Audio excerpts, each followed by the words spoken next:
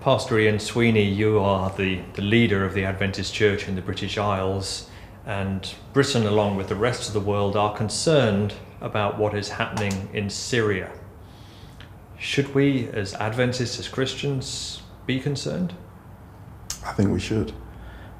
We should, because people are dying, people are suffering. I read, I think on the BBC website, that there are over 2 million Syrian refugees. And so right there's a humanitarian crisis. Now, to put that in a kind of a context, if I was to be told, well, not say to be told, if I just had to move out of my house and walk or whatever, trek many miles to somewhere where I don't know what the situation is going to be like, I wouldn't be too keen on that. So it is a humanitarian crisis. And just imagining what it must be like for those millions of people that are going through this, it's really quite horrendous. And they're clearly leaving their homes because they're fearful for their own lives. And we can understand that side of it, and it's the human picture of it that brings tears to our eyes. But it's also a story that keeps happening. We went through the Arab Spring, Sure. and the West was saying, hey, this is a great thing.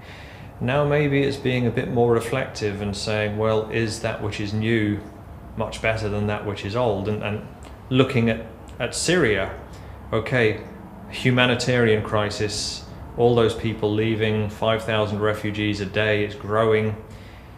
But regime change, rebels, the governments, is there anything we should be concerned about there, or should we just stay well back out of it? I mean, on a political level, I really, I think we have to pray for our leaders, our Prime Minister, President Obama, and other, President Putin, because the decisions they make affect people's lives. They affect their lives in good, bad ways. We have to pray for our leaders, not just in self-interest of terms of, oh, do I have to pay more taxes if I vote for this party or whatever, but when people's lives are at stake. And these are our leaders, and we are called by Paul to pray for our leaders. We need to pray for them that they would make decisions that are in accord, not simply with self-interest, but as a Christian, in accord with really where God's interests are at. And it seems to me that God's interests are always with life, and life more abundantly. And so, yeah, our concern has to be to pray for, to intercede in whatever ways we feel led and directed by God for people who are suffering. Interceding is difficult. You're saying God always wants life, and yet you see chemical missiles being hurled in directions, people dying. And as a church, generally, we say we are pacifist. Mm-hmm. At what stage do we say, okay, government, whichever government is, we will support some violent intervention here? Or do we stay by that principle that talk, discussion, negotiation, however painful, however many people may lose their lives while the discussion goes on, that should be the way to go? Sure. I mean, Christ said, blessed are the peacemakers, in the first Sermon on the Mount.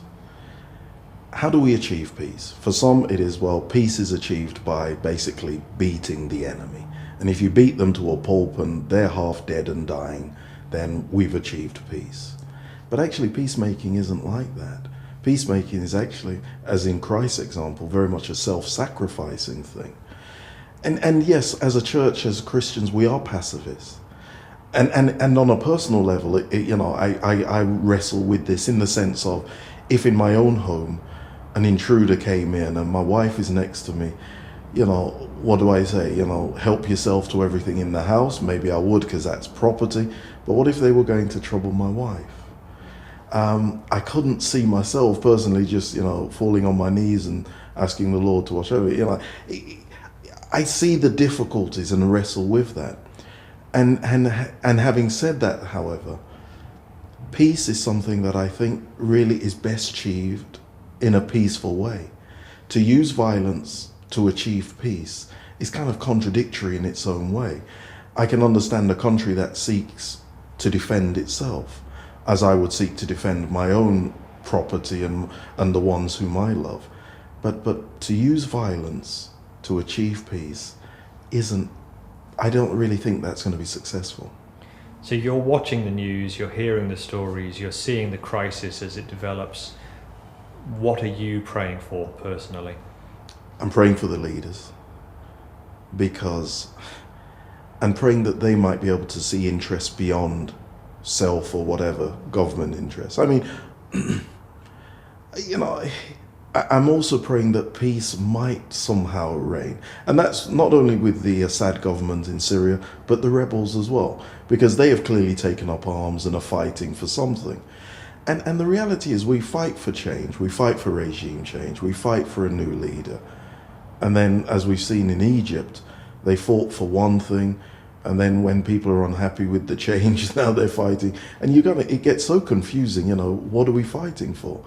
As a Christian, the regime change that I'm forever seeking is the regime change in my heart, so that I bring peace, A, into my family, B, it extends into my community, and that I can extend it as far as my personal influence allows. Pastor Sweeney, thank you very much. Thank you.